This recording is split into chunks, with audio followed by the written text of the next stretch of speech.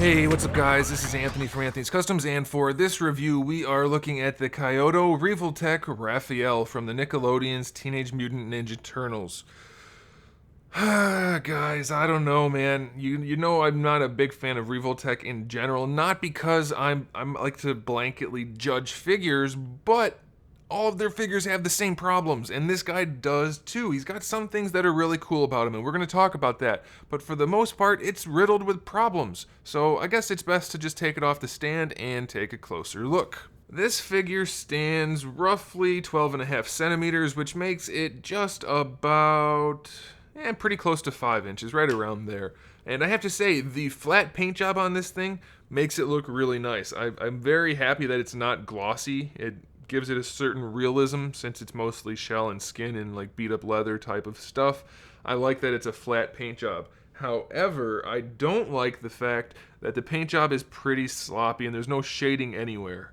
Revoltech, I haven't seen a Revoltech figure that's painted exceptionally well since maybe the Raiden figure. Otherwise, they're pretty poorly painted in general, and this guy is no exception. It's there in some cases, like the straps on or the wraps on the fingers. It's just not very well done, so it's kind of disappointing. Before we get into the figure anymore, though, let's talk accessories. We have two interchangeable heads. We have the normal head with the normal-looking face and everything, and then this stupid-looking, ridiculous head that's an example of why I don't like this particular version of Ninja Turtles. You know, it's just not very good. I will point out, though, that they use the same tie for the bandana, and the normal head has a sliding mechanism in it that allows you to move it from side to side. That mechanism moves the eyes. That's kind of silly. I mean, it's cool that the eyes move, but the eyes moving shouldn't affect where the bandana goes. So that's kind of strange. I'm not sure what's up with that, but I guess it's okay. The eyes look kind of goofy, though. As you rotate them, they never really line up quite right unless you put them right in the middle. If you move them off to the side, it's it's a little less than desirable, I guess I should say. I don't know. It's a cool concept. Not sure how I feel about it in the actual implementation. That's a little bit weird.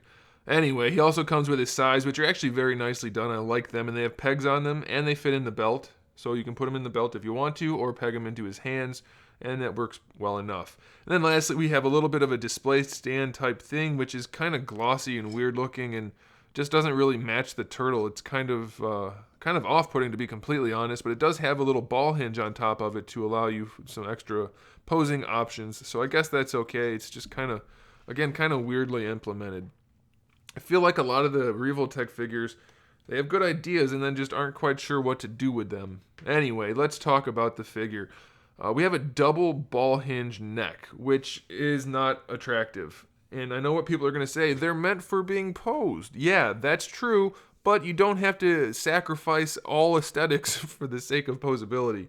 And these guys are just a good example of how to not do it. The neck is basically just that little tiny piece of plastic connecting the two ball hinges. Yeah, you get good range out of it, but that's it. It doesn't look good almost ever, unless you kind of lean his head back and kind of pretend that he has a neck. It's just not a great design. And here's the other thing about Revoltechs. Maybe the hinges are ratcheted and they work okay, but the swivel feature of them almost never works. It's always stuck. It never really wants to go unless you force it, and then you have a risk of breaking the figure. Like, it's just very difficult to pose these guys. So then we have a ball hinge in the shoulder and doesn't want to rotate. And this is an example of that. It's very difficult to physically move their limbs. They have the range available, but it's very hard. Ball hinge works okay, but can't really rotate it around without potentially breaking it. So you have to be very careful. Bicep swivel is in there too. It is connected at an angle, so be careful how you pose him or how you move him around, especially since it's so tight. We have another ball hinge for the elbow, which looks fine when the arm is straight down, and you do get good range out of it. And it's not the worst I've seen from them, but it does create a giant gap in the elbow. I guess it would have been too much to have this piece move and hide that gap. They definitely don't care about aesthetics when it comes to the articulation. And some people are okay with that. I'm personally not, because you can have the articulation and the aesthetics.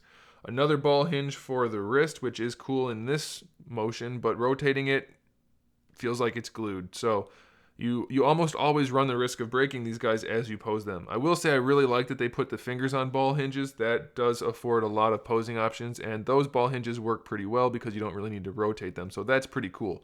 We do have a hinge in the torso inside the shell, so you can hunch them over just a little bit. I like that. Doesn't really go back at all, doesn't really do much else, but the hunch is nice and it's very well hidden, so that's pretty cool.